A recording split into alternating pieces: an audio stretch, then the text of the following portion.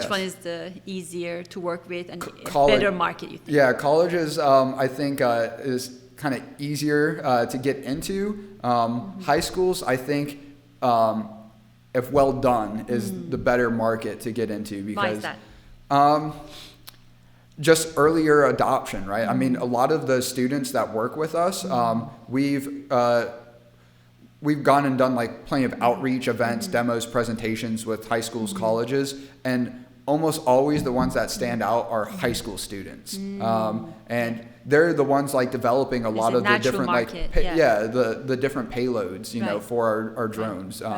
And so and their interest is part of the curriculum, right? Like, and it's kind of like just putting proof in the pudding. It's like if high school students that had no exposure to this before coming to work with us can do all this development, you know, it just goes to show that it's going to become even easier and more accessible to, you know, everyone. Right? Later on. So you want to catch them early. Exactly. And it starts at high school. How about middle school? Yeah, we like the summer camps that we did with our customer, and we've done summer camps through like University of Texas, Dallas, Oklahoma City Community College. But this, and I think actually, both of those had some middle school students in them as well. Clubside Kids, there's one kid that really stood out. His name is Owen. And at the time, we didn't even have our own drone control software. So we were using like this open source.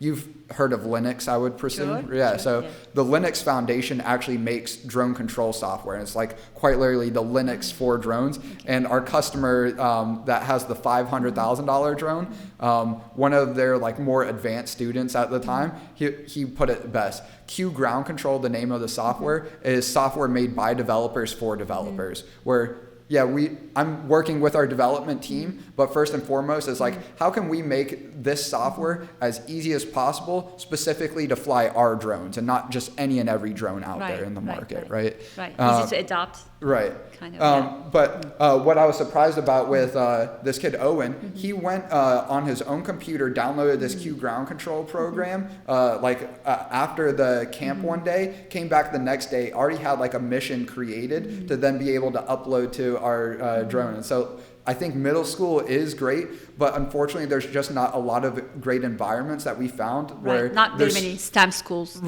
incorporate. And even like these programs, if we could find more of these summer camp programs to, you know, work with them, that would be great. One of our customers has bought 10 of our Develop Air mini drones. They're a nonprofit that hosts high school and middle school robotics and drone competitions all indoors. And even our Develop Air mini is really too large for their indoor competition. So we are making a 5th Develop Air model. Should be, knock on wood, the last one. Develop Air Micro, more geared for smaller students, smaller indoor classroom type environments. So do you think, like, I have an 11-year-old son. Do you think I could buy one online? Like, you know, once you guys go to market, like the Develop Air Mini, $999 right now. No, I'm kidding.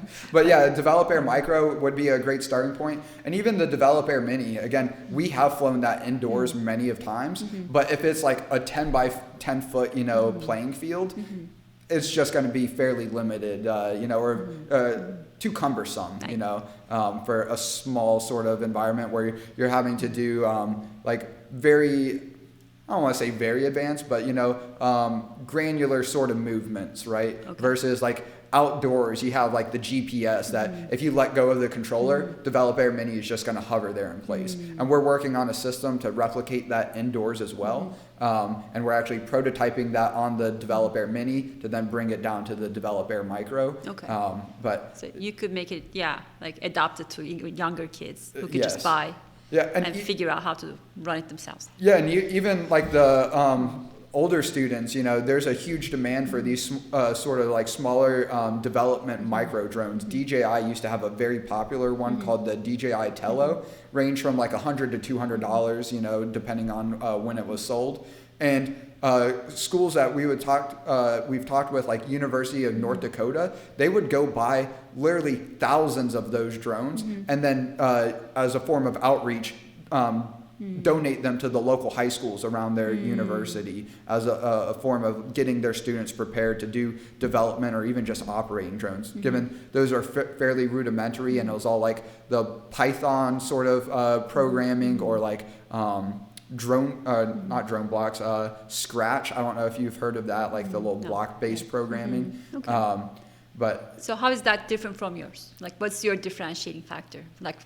What's your? Yeah, so like those DJI Telos, they were really only made for basic sort of like software control to like operate how like the drone moves and how it takes photos and videos. So you just operate it, take images, and right. And like, hey, I'm learning how to do Python, but with a drone, or I'm learning how to do this like drone block or like this block-based programming called Scratch. It was made by MIT, and it's a way to like get really young students into like if-then statements and other like kind of rudimentary parts of programming. Okay. So how would iVue be different? Yeah, so with our developer, they're more payload focused. So it's like, what are you actually going to build for developer? Whether it's a camera system, probably not going to build the camera system yourself, but I want to attach a camera system to go do some sort of photo and video capture. But hey, maybe beyond photo and video capture, I also want to do some sort of like machine vision, object recognition, AI to like determine where's the best spot to plant seeds or detect roof damage or any list of objects that you want to find in a given area, right? That's not something really feasible with the Telo, especially again, those are more for like a smaller like classroom type of environment. And I guess more specifically for that drone versus like the developer micro that we're making, one of the issues that Telo had is it would operate off of Bluetooth or Wi-Fi, and it would work great for the students in practices when they're at their own school and it's just their own team operating in their own space. But once you get to the competition environments, you have parents and siblings, everyone with their phones and devices that have Bluetooth and Wi-Fi running. The other teams have DJI Telos as well. Those have Wi-Fi, and so there's just so much interference that we're using more of a traditional radio control system for our drones that don't operate on the Wi-Fi Bluetooth frequencies that not only those other drones operate on, but everyone else's phones, tablets, laptops operate on. And then of course beyond just making them more reliable, also giving the students the ability to attach a payload to it, where like in this competition they might need to pick up like a small little like ping pong ball or whatever,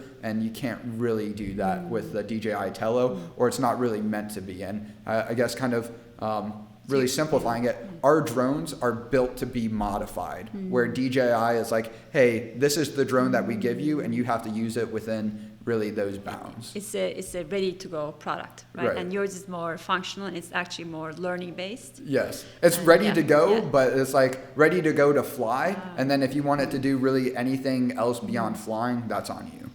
Okay.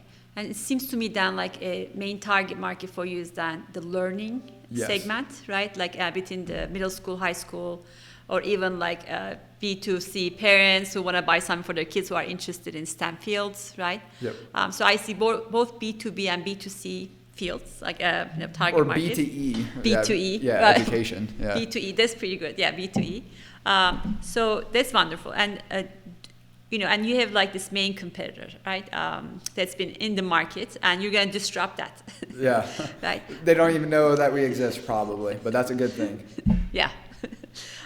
So, do you think, like talking to those potential end users, right? Like, and then you just talk to them, and understand like the pain points, and then see if like the value add that you're providing, like the unique differentiating point that you're providing is desired or not, right? And talking to those like maybe 20, 30, 40 people, like, just like getting that feedback, do you think it would be helpful to you?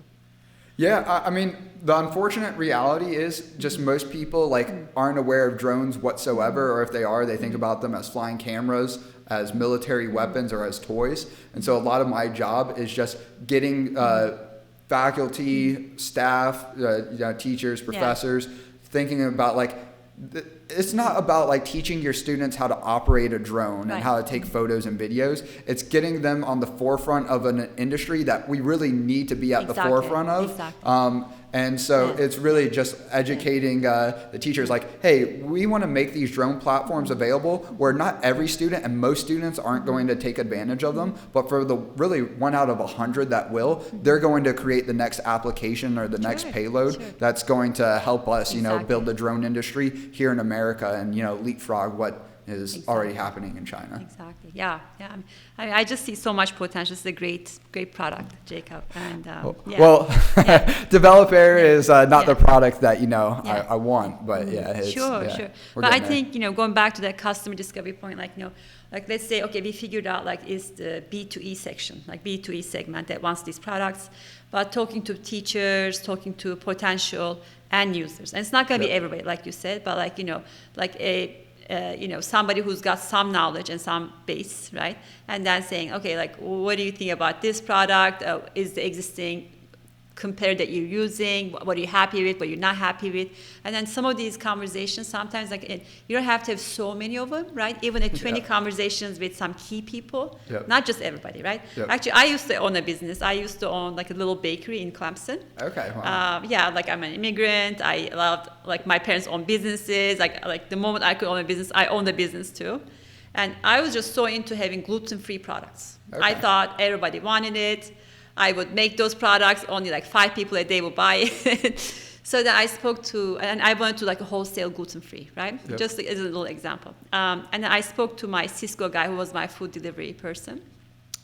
I said, Steve, I'm going to go wholesale on gluten-free. Do you think people want it? He said, no. I was like, why do you say that? Like you sell wholesale to the entire town. He said, you know, because nobody asked for it. I'm not selling any gluten-free. I don't think there's a big market. Then I started talking to like 10 more Steves in the field that would sell wholesale. And I quickly realized before like entering into a product development or like, you know, kind of investing into all this infrastructure that would require me to do gluten-free, I quickly realized there was not a market just yet for that space, right? All this to say, you know, maybe there's a market for gluten-free, but not in the way that I was envisioning or the business model that I was envisioning, right? So talking to those people, I think, would perhaps guide the product development. Absolutely. Right? And then because like this is the earliest adopter, earliest segment that wants that product, right? And you're like, oh yeah, the B2E segment, this is the pain point, this is what they want, and this is the kind of product that will work for them because they're in the learning business, not just flying. And I think there would be a clear differentiating factor between your main competitor and you. And I wonder how many high schools exist in the United States.